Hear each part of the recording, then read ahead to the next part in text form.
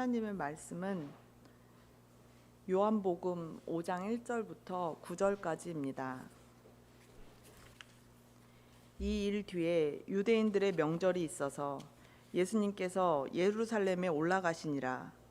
이제 예루살렘에 양시장 곁에 히브리 말로 베데스다라 하는 연못이 있는데 거기에 주랑 5개가 있고 이것들 안에 허약한 자, 눈먼 자, 다리 저는 자, 몸이 오그라든 자들의 큰 무리가 누워 물이 움직이는 것을 기다리더라.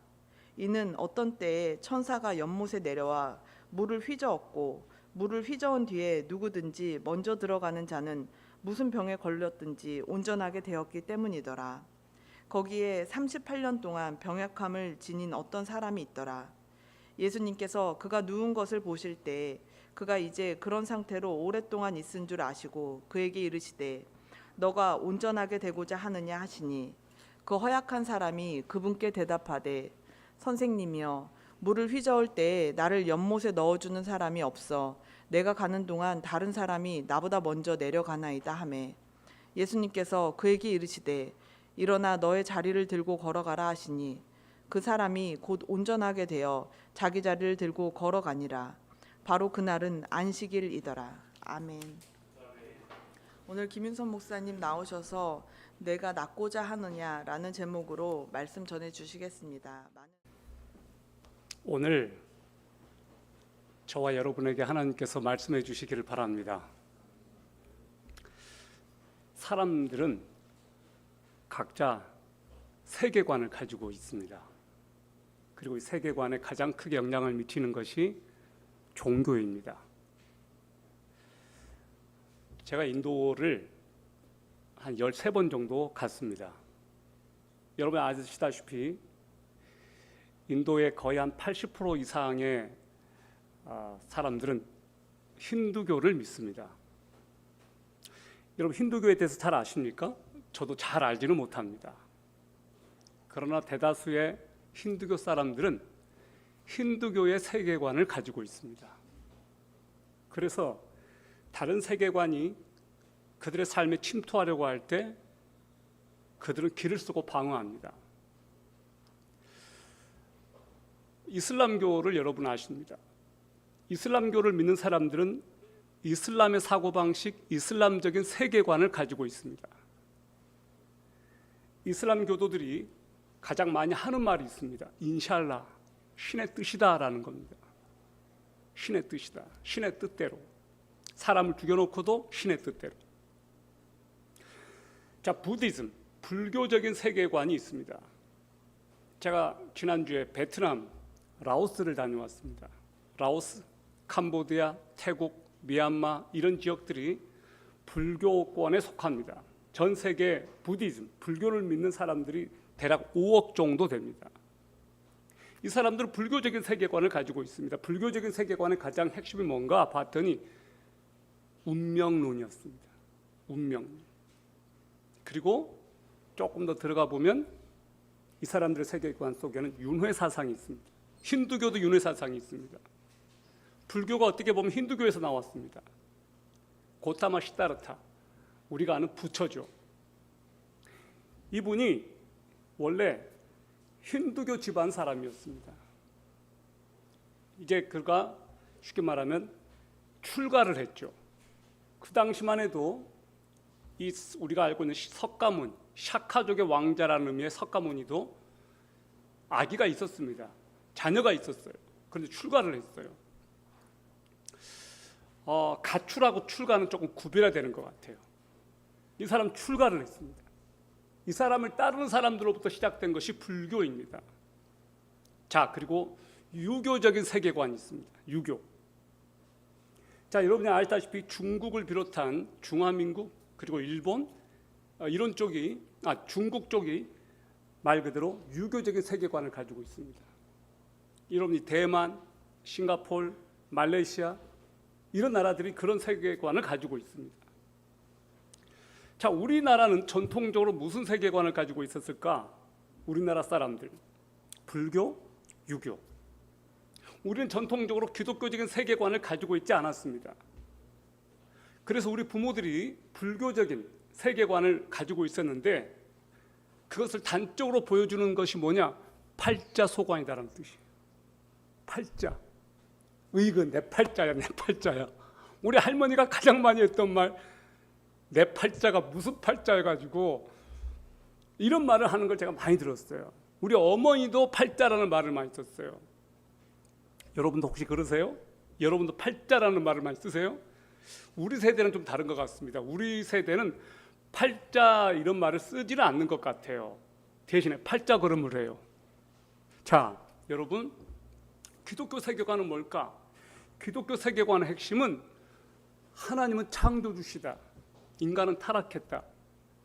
그래서 하나님께서 타락한 인간을 회복시키기 위하여 예수 그리스도를 보내주셨다. 그리고 그 예수 그리스도를 통해서 우리는 회복될 수 있고 하나님과의 관계가 회복이 된다. 우리는 예수 그리스도 안에서 모든 것을 할 수 있다. 이것이 기독교 세계관의 핵심이에요. 기독교 세계관은 운명론을 거부해요. 숙명론을 거부해요. 팔자를 거부해요. 그 기독교 세계관은 어떻게 보면 초자연적인 세계관이라고 할 수 있어요. 긍정적인 것을 뛰어넘어서 정말로 초자연적인 그런 믿음을 가지고 있습니다. 그래서 불가능한 것을 가능케 하시는 전능하신 하나님 우리는 믿습니다. 아멘. 자, 여러분, 오늘 우리가 말씀을 읽었어요. 이 말씀 속에서 우리는 38년 된 한 사람을 만났습니다. 이 사람이 예수 그리스도를 만나서 말 그대로 벌떡 일어난 그 사건이 일어난 거예요. 오늘 그 이야기를 통해서 주님께서 우리들에게 말씀하시려고 하신 게 뭔가 한번 말씀을 우리가 들여다보겠습니다. 오늘 이 본문에서 희한하게도 오늘날 현대인의 사고방식을 하나로 보여주는 것 같아요. 그게 뭐냐? 1등만 살아남는 이 비정한 현실.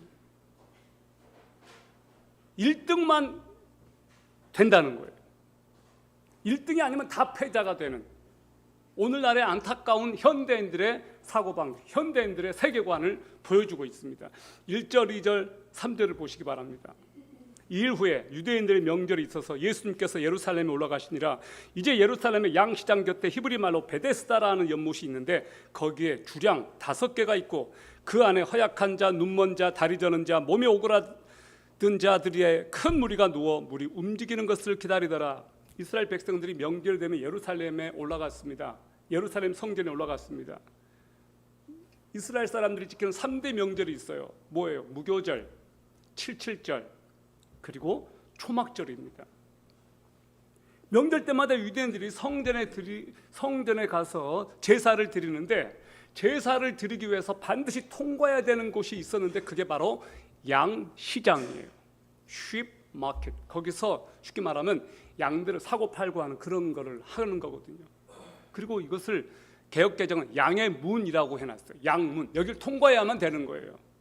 제사를 지내기 위해서 이곳을 반드시 통과해야 되는데 그게 양문이에요. 근데 그 양문 곁에 뭐가 있었느냐?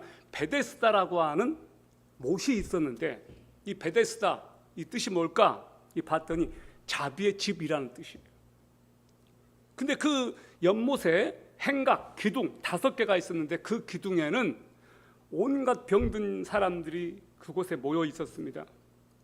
이게 보니까 눈먼 자, 허약한 자, 다리 저는 자, 몸이 오그라든 자들, 그 당시로 봤을 때는 불치병 환자들입니다. 오늘날에 돈만 있으면 병원에 가서 치료받을 수 있는데 그 당시에 무슨 병원이 있고 의사가 그렇게 많겠습니까? 가족도 내다버리고 포기한 사람들이 그곳에 이제 있는 거예요. 자, 이 사람들이 왜 베데스다 연못가에 모여 있을까? 4절을 보시기 바래요. 이는 어떤 때 천사가 연못에 내려와 물을 휘저었고 물을 휘저은 뒤에 누구든지 먼저 들어가는 자는 무슨 병에 걸렸든지 온전하게 되었기 때문이더라. 자, 천사가 와서 물을 한번 휘저으면 가장 먼저 그 연못에 풍덩하고 빠진 사람이 낫게 되는 일이 있었는지 없었는지는 모르겠지만 이것이 소문으로 파다했습니다. 이것이 전설인지 실제로 있었는지는 모르겠는데 그 사람들은 그것을 믿고 있었어요. 철석같이 믿고 있었어요. 그래서 그렇게 많이 모여 있는 거예요. 자, 이 베데스다 연못은 어떻게 보면 오늘날 현대 사회의 한 단면인 것 같아요. 사람들이 가더라 하니까 다 우르르 몰려가는 현실. 그러니까 이 소문을 믿고 사람들이 가는데 아무도 낫는 사람이 없었고 아무도 그곳에서 살아남은 사람이 없었는데도 불구하고 그 소문만을 믿고 그곳에 가서 죽치고 앉아 있는 거예요. 왜? 낫고자 하는 마음은 있으니까. 그 방법으로 해결이 안 되는데 그것을 떠나지 못하는 사람들. 학원을 안 가도 되는데 꼭 학원을 가야만 된다고 믿는 우리 부모들. 무슨 암 걸리면요, 사람들이 무조건 항암 치료부터 받으려고 합니다. 항암 치료만이 절대적으로 낫는 방법은 아니거든요. 사람들이 남들이 다 그렇게 하니까 그냥 하는 거예요. 현대인들의 내면을 보세요. 정신적으로든 육체적으로든 다 병든 사회입니다. 다 상처가 있고 아픔이 있고 고통이 있어요. 우리의 모습이에요. 여러분, 누구만 살아남느냐?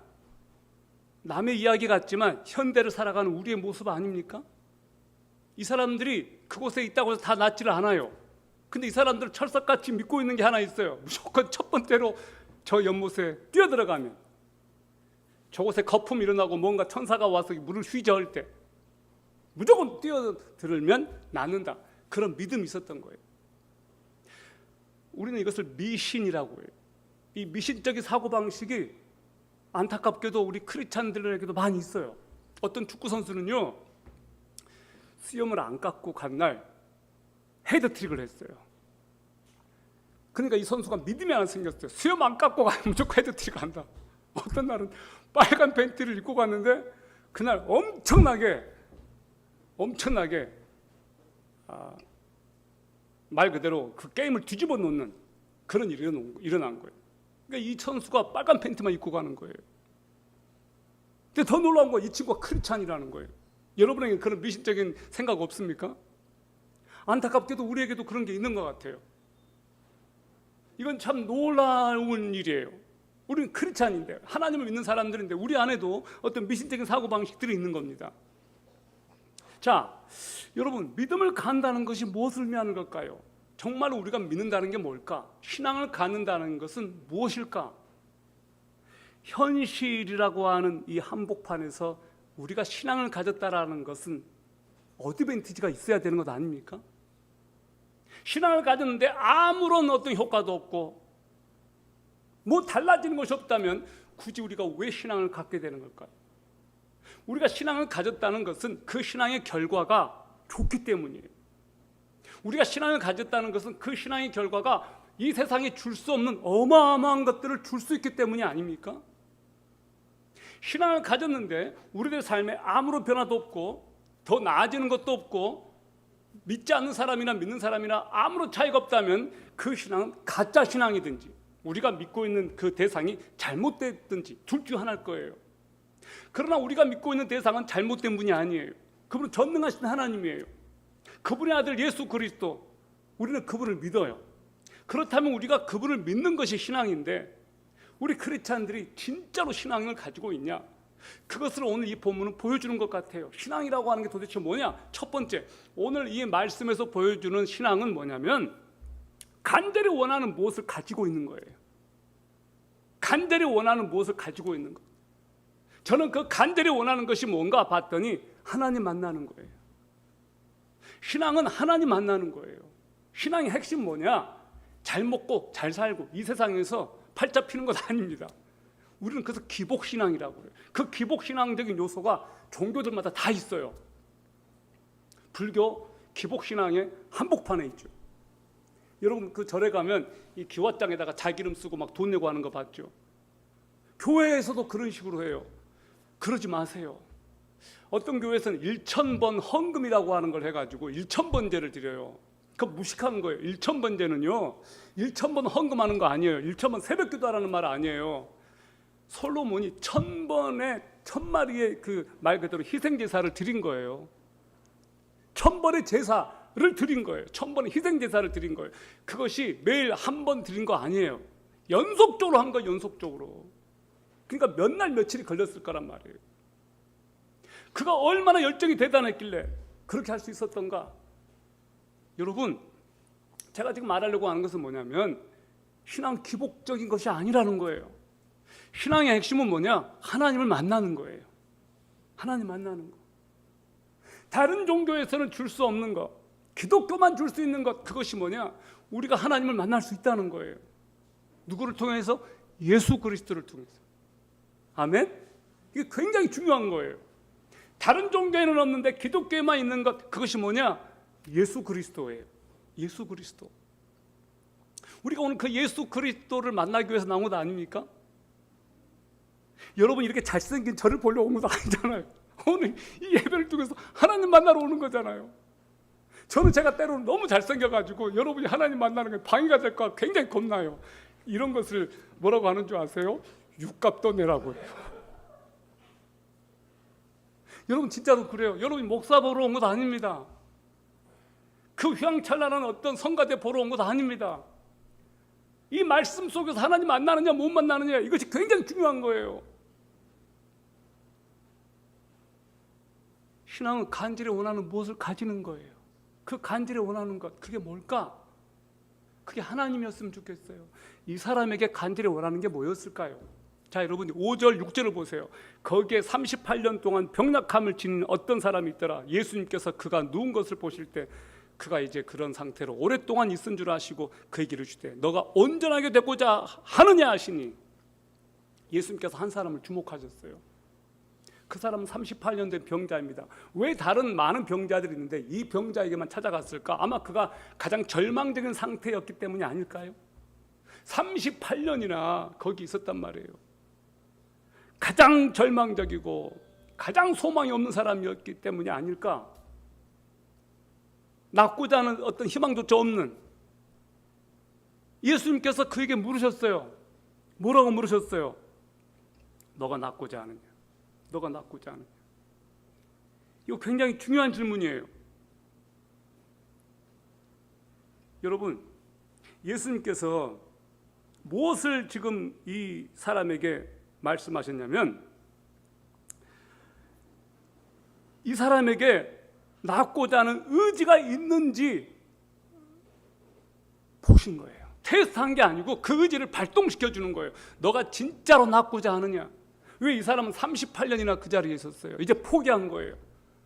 낫고자 하는 열망이 이제는 없는 거예요. 그냥 있는 거예요. 그냥 생존하고 있는 거예요. 이제 낫고자 하는 어떤 열망도 없고, 그 다음에 이 사람이 대답한 걸 보면 알 수 있어요. 이 사람 낫고자 하는 열망이 없는 거예요. 대신에 이 사람이 뭐라고 대답합니까? 여러분, 이 병자가 대답한 걸 들어보세요. 5장 7절이에요. 여기서 우리가 알 수 있는 게 뭐냐? 신앙은 환경과 타인의 지배를 뛰어넘게 한다는 거예요. 환경과 타인의 지배를 뛰어넘게 한다. 첫 번째, 신앙은 간절히 원하는 것이 있는 거예요. 두 번째, 신앙은 뭐냐? 환경과 타인의 지배를 뛰어넘게 해요. 여기 5장 7절을 보세요. 그 허약한 사람이 그분께 대답하되 선생님이여, 물을 휘저을 때 나를 연못에 넣어주는 사람이 없어. 내가 가는 동안 다른 사람이 나보다 먼저 내려가나이다. 자, 이 사람이 지금 뭐라고 말하고 있어요? 너 낫고자 하느냐? 그러면 yes, yes, 그렇게 말하면 돼요. I want that. 나 그거 진짜로 원합니다. 나 그거 갈망합니다. 나 진짜 낫고 싶어요. 라고 대답을 하면 될 문제인데, 이 사람이 뭐라고 말해요?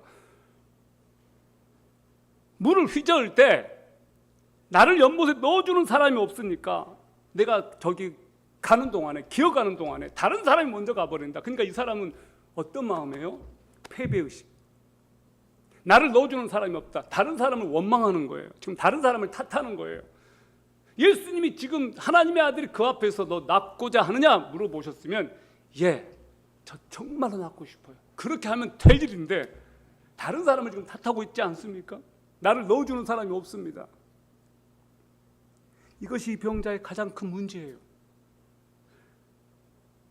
낫고자 하느냐라고 물었는데 나를 연못에 넣어주는 사람이 없습니다. 남 탓하고 있는 거예요. 여러분, 이것이 우리 인생의 가장 큰 문제 아닙니까? 내가 불행한 이유, 저 인간 때문에.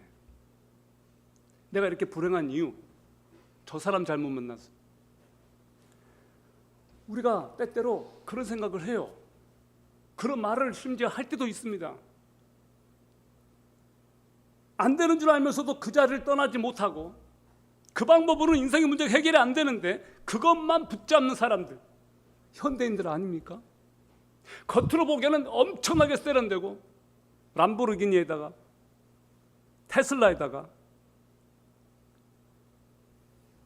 엄청나게 좋은 집에서 텐트하우스에 살면서 매달 매해 수백억 대의 돈을 써가면서도 만족하지 못하는 사람들이 있습니다.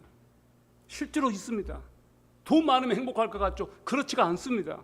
정말로 그렇지가 않아요. 목사님은 돈을 많이 안 가져봤으니까 그런 말을 하죠. 예, 저 돈 많이 안 가져봤어요. 그런데 조금 한번 맛을 한번 본 적이 있어요. 돈이 들어오면 사람들이 어떤 생각이 드느냐? 이 돈으로 좋은 생각을 많이 안 해요. 돈을 가지게 되면은 좋은 데 써야 되는데 그렇지가 않아요. 그렇지가 않아요. 타락한 사람들의 본성은 그 돈을 정말로 가치 있고 의미 있고 하나님 섬기는 일에 그렇게 쓰지 않는단 말이에요. 많이 버는데 많이 버는 족족 그 돈은 또 새 나갑니다. 쓸데없는 곳에. 그러면서 의미 있고 가치 있는 곳에는 한 푼도 쓰기를 아까워하죠. 이 사람의 문제를 보세요. 나는 이제 어떤 꿈도 살아갈 목적도 없이 그냥 이렇게라도 살아야 되니까 산다. 이런 사람이 아니길 바랍니다. 아멘? 저와 여러분이 이런 사람이 되어서는 안 돼요. 나 어쩔 수 없이 마지못해 그냥 사는 거야. 그냥 이 방법밖에 없으니까 이렇게라도 살아야 되니까 이것밖에 없으니까 사는 거야. 절대 이것이 하나님께서 우리들에게 주신 세계관은 아닙니다. 아멘? 하나님은 그런 삶을 살도록 우리를 이 세상에 보내시지 않으셨습니다. 여러분, 오늘 이 사람의 근본적인 문제가 뭐예요? 예수 그리스도께서 물어보시는 그 질문 앞에 낫고 싶습니다라는 말을 못하는 것이 문제 아닌가요? 왜? 포기해버렸기 때문에. 낫고자 하는 열망이 이제 없어요. 그러니까 이 사람은 환경의 장벽, 상황의 장벽, 사람의 장벽 앞에 가로막혀 있는 거예요. 이것이 슬퍼요. 우리가 예수를 믿고 교회를 나오는데도 불구하고 이런 마음을 가지고 있다면 얼마나 슬픈 거예요. 우리는 다른 사람에게 희망을 보여주는 사람들 아닐까요? 그런데 우리마저도 때로는 희망이 없을 때가 있어요. 괴롭죠. 여러분 이제 5장 8절을 보세요. 예수께서 뭐라고 하십니까? 예수께서 그에게 이르시되 일어나 너 자리를 들고 걸어가라 하신, 예수님께서 자리를 들고 일어나 걸으라 그랬어요. 자리를 들고 일어나 걸어. 와, 진짜 이거 멋있는 말씀이에요. Rise, 일어나서 take up your bed, 너의 침대를 들고 and walk, 걸어가. 세 마디 하셨어요. 일어서 들고 가. 예수님께서 이 말씀을 하시니까 이 사람이 어떻게 합니까? 이제 나중에 구절을 나중에 이제 볼 텐데요. 여러분, 예수님께서 일어나 자리를 들고 걸어가라라고 이 명령을 하실 수 있는 분 예수님밖에 없습니다. 하나님이시니까. 예수님 말고 누가 있겠습니까? 이 말을 했다면 증명을 해야 되죠. 진짜로 걷게 하든지, 만약에 이것을 말을 해놓고 못 지켰다면 사기꾼이죠. 예수님을 우리가 믿어야 되는 이유, 예수 그리스도께서 하나님이시고 그분이 말한 것을 그분은 증명하셨기 때문이 아닙니까? 그러니까 우리가 믿습니다. 아멘? 여러분 이 사람을 보세요. 이 사람이 이 말씀에 이제 반응을 합니다. 제가 현대인들이 가지고 있는 이 사고방식이 얼마나 사람들의 삶에 영향을 미치고 있는지 이 이야기를 여러분하고 나누고 싶어요. 한 사람의 이야기를 들려드리고 싶어요. 이 사람은 소설가입니다. 아주 유명한 소설가였습니다. 이분이 많은 사람들에게 감동적인 글을 썼던 분이에요. 어렸을 때 예수님을 믿었지만 커가면서 믿음을 버렸습니다. 중3 때부터 예수님을 떠났습니다. 예수님을 저버린 직접적인 계기가 있었는데 이 어린 나이에 그가 읽은 책이 장 폴 사르트르의 책이었습니다. 그때 사르트르가 썼던 그 책들 중에 이 사람이 가장 영향을 받았던 게 뭐냐면 자유의 길이라고 하는 거였어요. 자유의 길. 그 내용이 뭐냐 이거예요. 이 자유의 길이라고 하는 사상에 빠져들어갔는데, 사르트르가 말한 이 자유의 길이 뭐냐면 누구든지 자기 식대로 살아야 되고 그 결과는 자기가 책임을 져야 된다는 거예요. 자기 식대로 살 권리가 있고 그 책임은 자기가 져야 된다. 자기가 행동했으면, 어떤 선택을 했으면 그 결과도 자기가 책임져야 된다는 거예요. 이 사람이 학생 때 그 글을 읽고 매료가 돼서 사르트르의 사상에 빠져들어갔어요. 그래서 이 사람이 때짜게 날마다 주여 하며 애걸할 필요 없이 자기가 하는 행동은 끝까지 자기가 책임지겠다라고 하는 이 자신감을 가지고 살아가는데, 잘 살다가 수년간 자유를 누리며 살다가 결혼도 했습니다. 행복하게 사는 것 같았습니다. 그런데 아내가 위암에 걸렸어요. 위암에 걸린 그 아내를 보면서 이 사람이 그때부터 회의에 빠지기 시작해요. 왜? 자기 아내가 자기 때문에 위암에 걸렸거든요. 날마다 술 마시고 속 썩이고 아내 속 긁으니까 아내가 위험해서 위암으로, 아내가 자기 때문에 그렇게 된 거예요. 자기가 책임을 져야 되잖아요 이제. 근데 죽자니 죽지는 못하겠고 책임을 져야 되는데, 왜? 자기가 믿었던 것이 그 세계관이었기 때문에. 그래서 이 아내를 병들게 한 장본인이 자기였기 때문에 자신이 책임을 져야 되는데 자유의 길을 택했노라고 큰 소리 쳤는데, 막상 아내가 병들자 아무런 책임도 못 지는 거예요. 죽을 수도 없고. 가론유다처럼 그렇게 죽고 싶었는데 이건 아니다 싶은 거예요. 사르트르도 아내의 병 앞에서는 아무런 도움이 안 되는 거예요. 그때 이 사람을 찾아온 분이 계셨습니다. 중학교 3학년 때 발로 차버렸던 그 예수 그리스도였습니다. 예수 그리스도께서 그의 삶에 찾아오셨어요. 고독과 고통 속에 몸부림치던 자에게 찾아와서 그분이 함께 울어주셨어요. 니체도 사르트르도 다 도망쳐버린 그 자리에 예수님이 자기를 위해서 십자가에서 신음하시는 그 모습을 보여주신 거예요. 이 사람이 그 예수님이 자기가 진짜로 찾아야 될 분임을 알고 새벽 기도를 나가기 시작했습니다. 예수님을 붙잡고 매달렸습니다. 새벽마다 가서 울었대요. 그때 주님께서 일어나 걸어라라는 음성을 주셨어요. 그리고 아내가 병에서 치유함을 얻었습니다. 아내가 살아났어요. 이 이야기는 우리가 어렸을 때 굉장히 유명했던 기독교 작가 김성일 씨의 이야기였습니다. 오카노 목사님이 이분의 이야기를 이렇게 하셨어요. 제가 그 이야기를 읽고 제 마음속에 어떤 감동이 일어났어요. 여러분, 그렇습니다. 여러분들에게 이런 일이 있었는지는 모르겠습니다. 그러나 우리들의 삶의 가장 위기의 순간에 우리가 정말로 찾아야 될 분이 있다면 예수 그리스도 아닙니까? 그분 말고 어디에서 우리가 해결책을 얻을 수 있습니까? 오늘날 전 세계에, 그리고 우리 주변에 너무나 많은 사람들이 고통스러워하고 헤매고 있습니다. 지난주에 베트남, 라오스 단기 선교를 가져왔습니다. 바로 어제였습니다. 이 사파에서 이제 오려고 하노이로 가기 전에 아침에 산책하는 시간이 있었습니다. 좀 오르막길이었어요. 우리가 있는 숙소가. 근데 거기에 그 베트남 여자 두 분이 등에 뭘 이고, 그러니까 우리식으로 말하면 지게 같은 거예요. 근데 베트남 그 지게 이렇게 약간 이렇게 바구니 같은 거를 이렇게 등에 이렇게 끈으로 매서 이렇게 메고 가는 거예요. 두 분이 그것을 메고 가는데 무거운 짐을 지고 있는 그 모습이 너무 안쓰러웠어요. 두 분의 여자분이셨어요. 한 40-50쯤 되신 분들이에요. 까무잡잡하고 산족 사람들 같아요. 그 모습을 멀리서 보면서 카메라에 담았습니다. 미안했어요. 카메라를 찍는다는 제 자신. 너무 불쌍해 보였어요. 우리 어머니 세대가 저렇게 살았고 우리도 저렇게 살고 있지 않을까? 뭐가 저렇게 무거워서 저렇게 등이 굽은 채로 메고 가는데요. 참 안쓰러웠습니다. 여러분, 예수 그리스도께서는 우리의 죄짐을 대신 져주셨습니다. 예수님께서 우리의 죄짐을 져주지 않으신다면 우리가 그렇게 지고 가야 됩니다.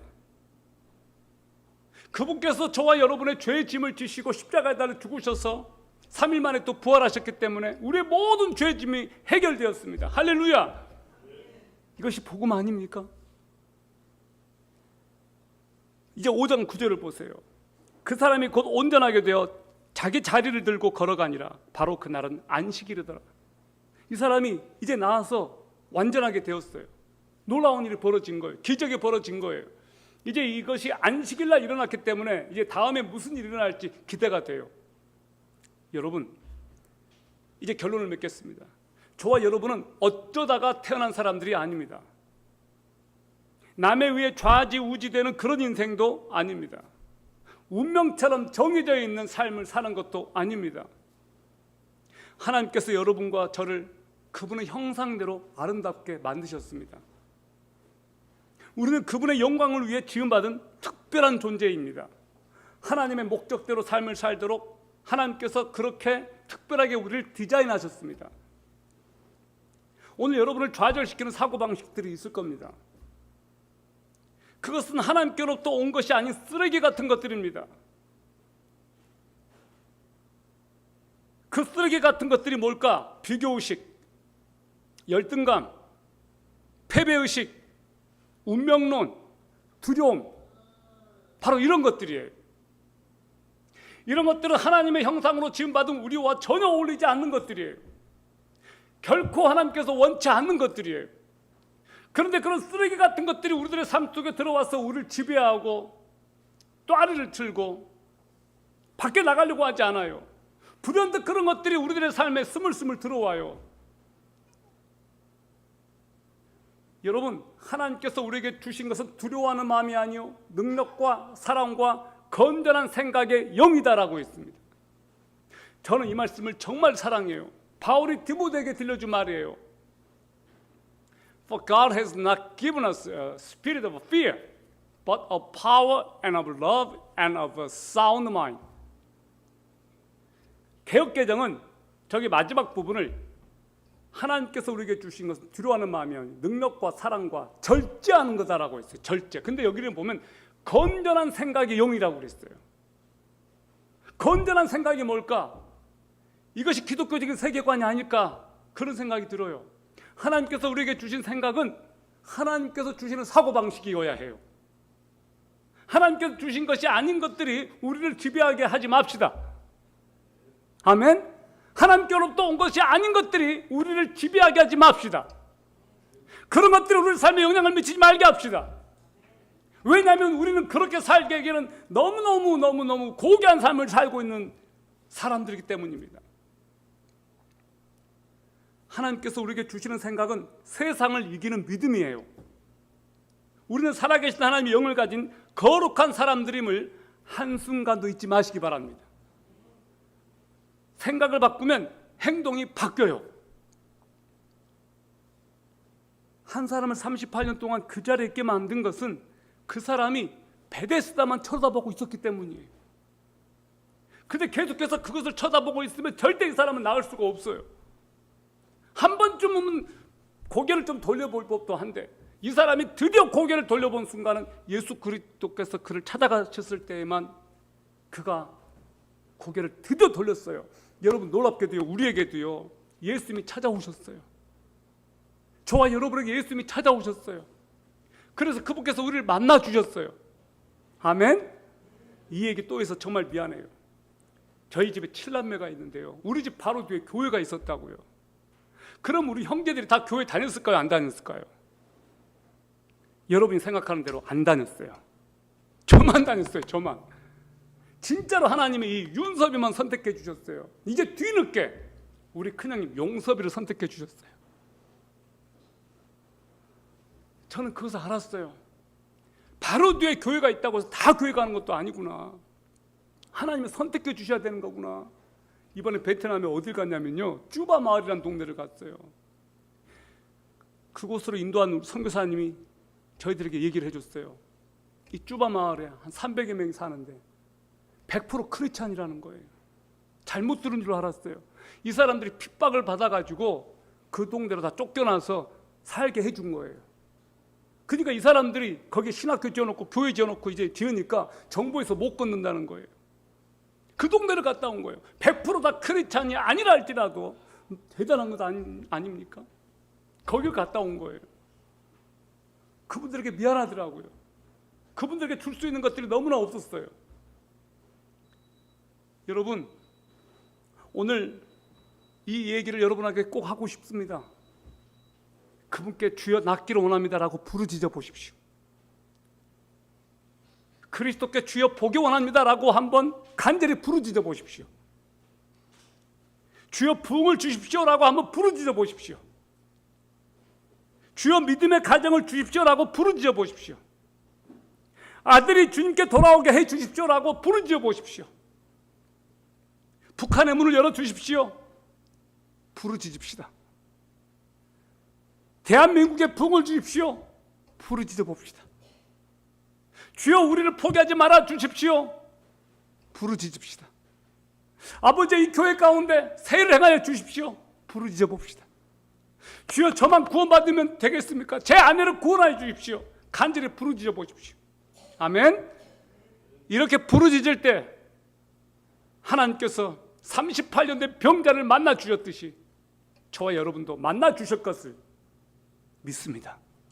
우리 기도합시다. 살아계신 하나님 아버지, 당신의 백성들을 오늘 불러주시고 찾아와 주셔서 감사합니다. 주여, 우리가 주님을 믿습니다. 주님께 부르짖기를 원합니다. 주님께서 낫기를 원하느냐라고 물어보실 때 딴 말하고 싶지 않습니다. 예, 낫기를 원합니다라고 말하고 싶습니다. 오늘 하나님 앞에 나온 하나님의 백성들, 그들의 문제를 가지고 주님 앞에 나아가게 하여 주옵시고, 그 문제를 해결하실 수 있는 전능하신 하나님을 믿고 그 주님의 능력을 믿고 주님 앞에 내려놓게 하여 주십시오. 아버지께서 우리의 모든 문제들보다 훨씬 크신 분이심을 믿습니다. 아버지께서 예수 그리스도를 우리에게 주셨듯이 더 놀라운 것들도, 더 크고 비밀한 것들도 우리에게 주셨음을 믿습니다. 오늘 당신의 백성들이 간절히 주님 앞에 부르짖을 때 주여 들어 주시옵소서.